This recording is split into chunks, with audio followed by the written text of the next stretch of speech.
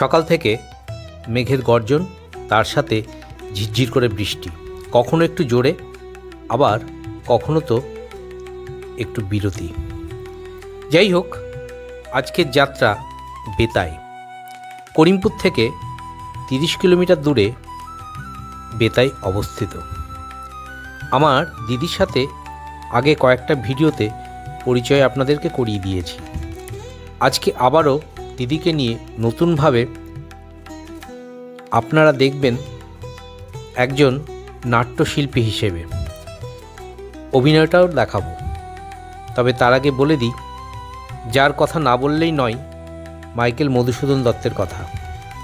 Michael Madhusudan দত্তের জন্মদিন উপলক্ষে বেতাইয়ের আগমনী ক্লাবের উদ্যোগে প্রতি বছর এই সময় একটি করে অনুষ্ঠান করেন। আজকে তাদের আমন্ত্রণে আমরা হাজির হব ডক্টর বি.আর. আম্বেদকর কলেজ মাঠে। 7 দিন ধরে অনুষ্ঠান চলবে বিভিন্ন স্থানীয় ও বহিরাগত শিল্পীদের নিয়ে। এটা একটি সীমান্তবর্তী এলাকার বিশেষ অনুষ্ঠান। আমি জয়ন্ত।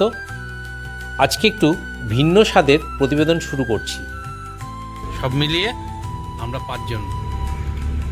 হালকা হালকা বৃষ্টি পড়ছে, জানি না নাটকে ভিড় কেমন হবে, তবে যদি ভিড় হয় আমার মনে হয় নাটকটা ভীষণ ভালো হবে এবং আপনাদেরকেও কিছু কিছু অংশ দেখাবো। আমার দিদি একদম সেজেগুজে রেডি। আমরা যাচ্ছি নাটক করতে। আমরা যে নাটকটা করবো সেই নাটকটা হচ্ছে মধুসূদন দত্তের লেখা বুড়ো শালিকের ঘাড়েরও। এতে আমি ফতেমা চরিত্রে অভিনয় করছি, ভোগী চরিত্রে অভিনয় করছি। হাসির নাটক বেতাই আছে আজকে 7টার সময়।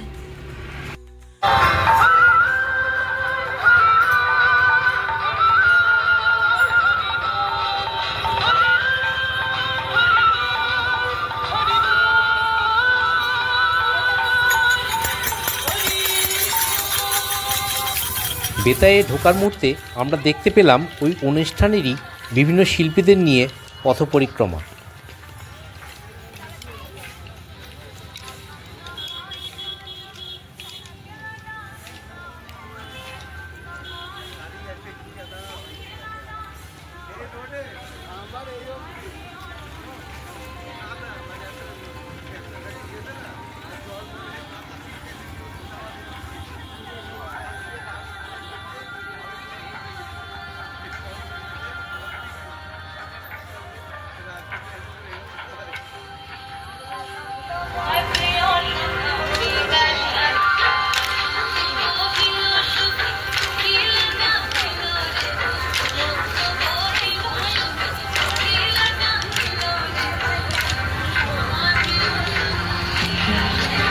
আমরা পৌঁছে গিয়েছি, কিছুক্ষণের মধ্যেই অনুষ্ঠান শুরু হচ্ছে।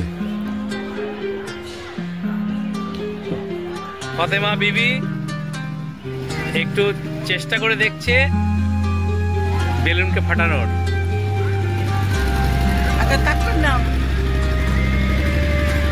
এবারে আমরা বরণ করে নেব সমাজসেবী সুলগ্ন ভট্টাচার্য মহাশয়। দিদি প্রাইজ হিসেবে একটা মগ পেল। অশোক বিশ্বাস মহাশয়কে বরণ করবে।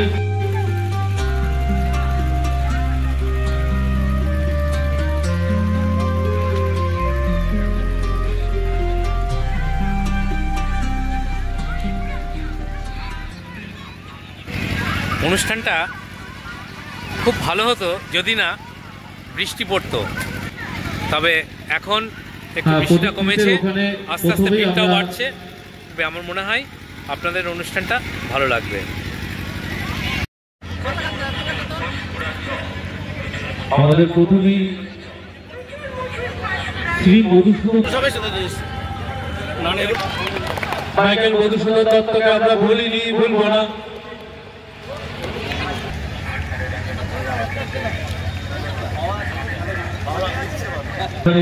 মাইকেল মধুসূদন দত্তের প্রতিকৃতি মাল্যদান করবেন স্যার।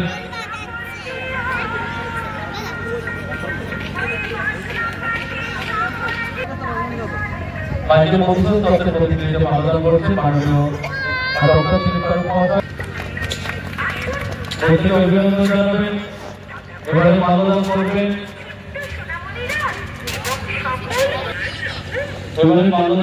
নদীয় জেলা পরিষদের সদস্য মাননীয় দিলীপ পোদ্দার মহাশয়।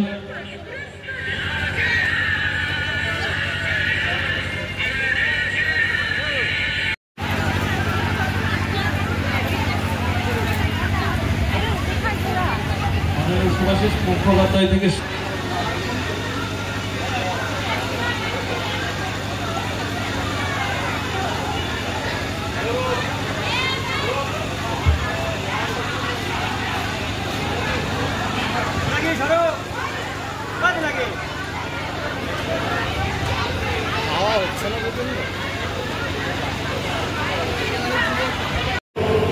সবাই হাতে তালি মধুসূদন উৎসবের শুভ উদ্বোধন করছে।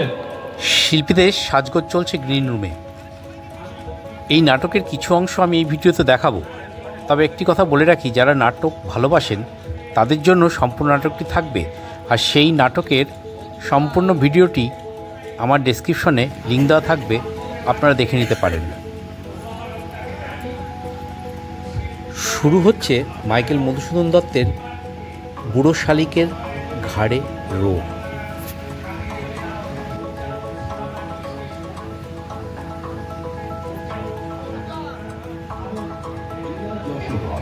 আর গ্রাম সাগর দাঁড়ি, জন্ম নিলে মহাকবি 25শে জানুয়ারি।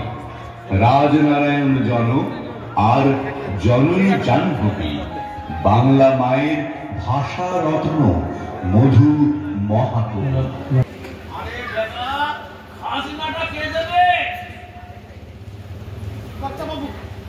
আমি বড় কাঙ্গাল রায়, আপনার খায় করে মানুষ হয়েছে, এখন আর যাবো কোনে?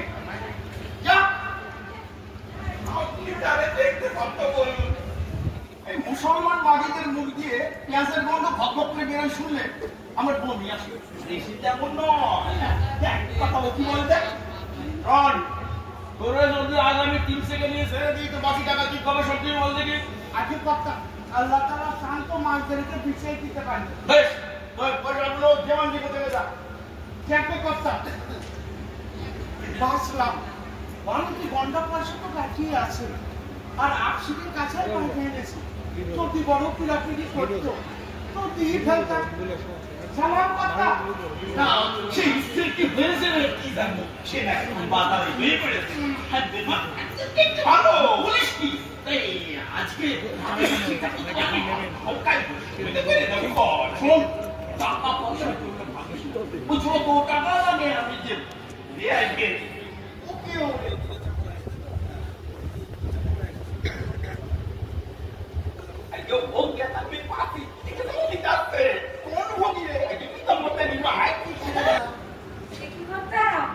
আপনি আমার পাশে চিনতে পারেন না? এই কি তোমার পাখি? হয়েছে কোথায়? খানা কৃষ্ণনগরে পাইলেতেন। ও হ্যাঁ, তারা বেশ বড় মানুষ বটে। তা জামাইটি কেমন গা? জামাইটি দেখতে বড় ভালো, আর ওই কলকাতা থেকে লেখাপড়া শিখে শুনেছি রাজশাহী তাকে বড় ভালোবাসে, বছর বছর একটা করে বই দিয়ে থাকে। ও জামাইটি তাহলে কলকাতাতেই থাকে বটে। আজকে হ্যাঁ, ওই মেয়েটিকে যে কষ্ট করে এনেছি তার কি বলবো, ওই বড় ঘরে মেয়ে দিলে এই দশাই ঘটে। হ্যাঁ তা সত্য বটে। চুরির যৌবন কাল উপস্থিত, এদিকে স্বামী থাকেন বিদেশে, আরে এতে যদি কিছু করতে না পারি তাহলে করবো কিসে? ওরে পাচি পাচি একটু নিকটে আইতো, তোরে ভালো করে দেখি। সেই ছোটই দেখেছিলাম, এখন তো বেশ উদ্যোগী হয়ে উঠেছিস।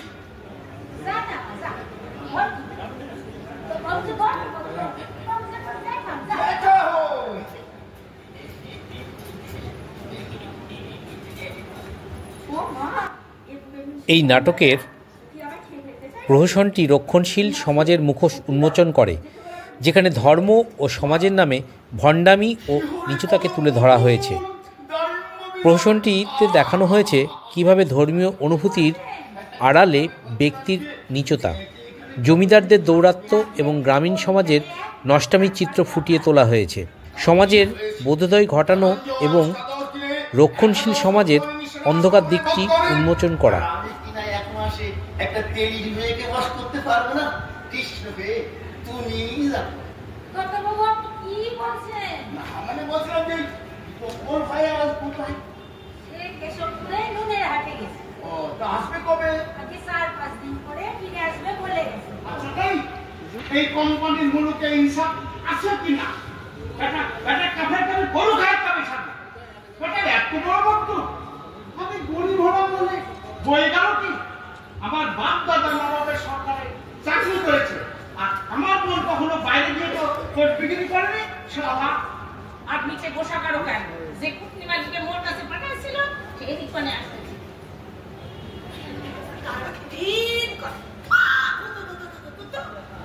কুকুরের পাখা পেঁচের খোঁটা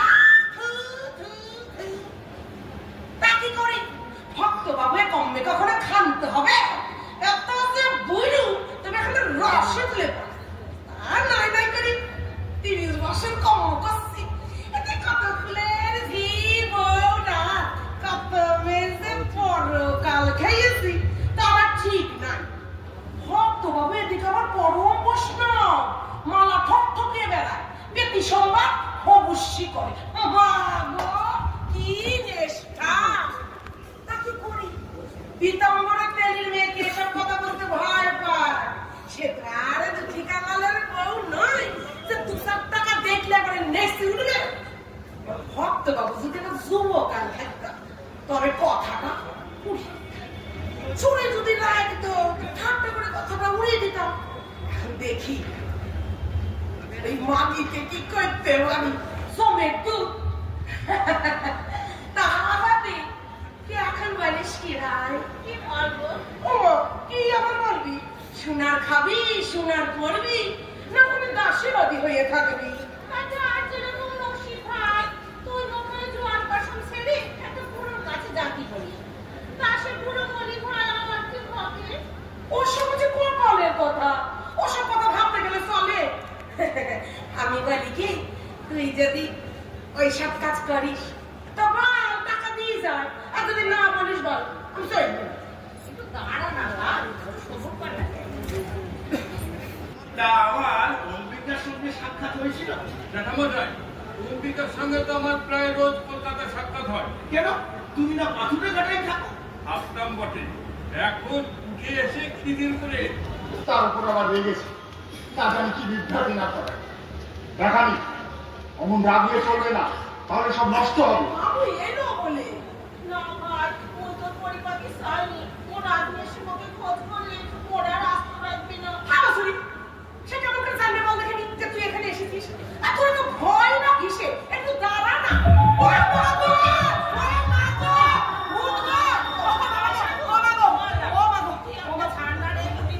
সাক্ষাৎ লক্ষ্মী হস্তা করে সোনার চামচ আরে একটু এগিয়ে দাঁড়া তো কেউ যেন এদিকে না প্রবেশ করতে পারে যে আগে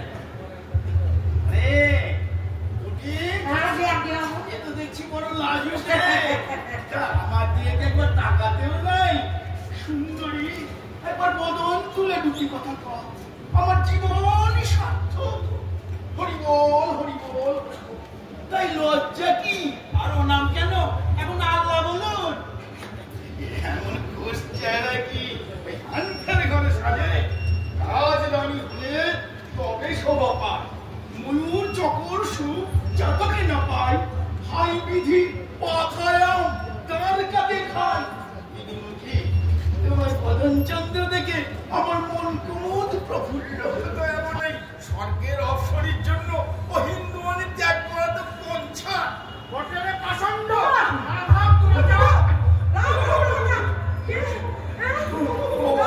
কোথায় যাবো দাদা তুই সামনে আয় না রাধেশ্যাম রাধেশ্যাম ও বাবু কি হবে একটা কি হয়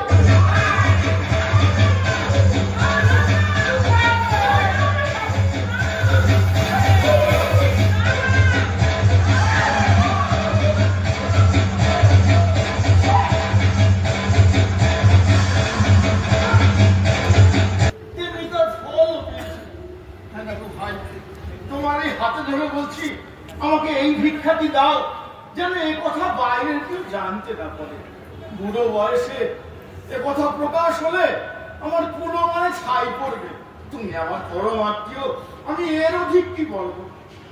কথাও আমি অনেক বড় মানুষ। সালাম করি। এ আমার কোন সর্বনাশী বুদ্ধি? বাবু, আমি ঘরে এসে ফকিরের তালাশ করলাম, তা সকলে বলে ভাঙা মন্দিরের দিকে পুলিশ তাই তারে খুঁজতে খুঁজতে আসি পড়েছি। আপনার যে মুসলমান হইতে সাত গেছে তা জানতে পারলে ভাবনা কি ছিল?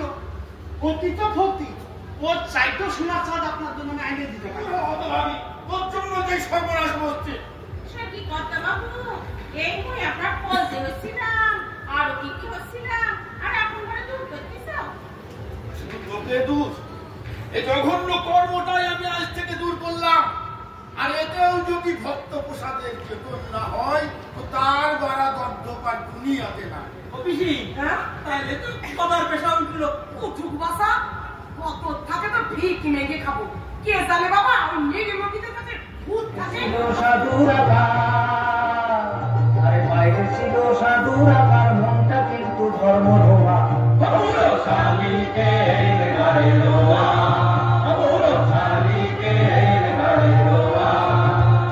পূর্ণ খাতায় জমা শুনো ভণ্ডামিতে সাতটি কোবা।